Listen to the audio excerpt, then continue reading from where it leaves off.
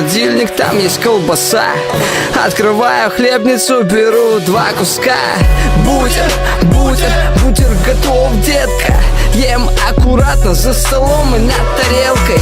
В комнате ждут мои пацаны.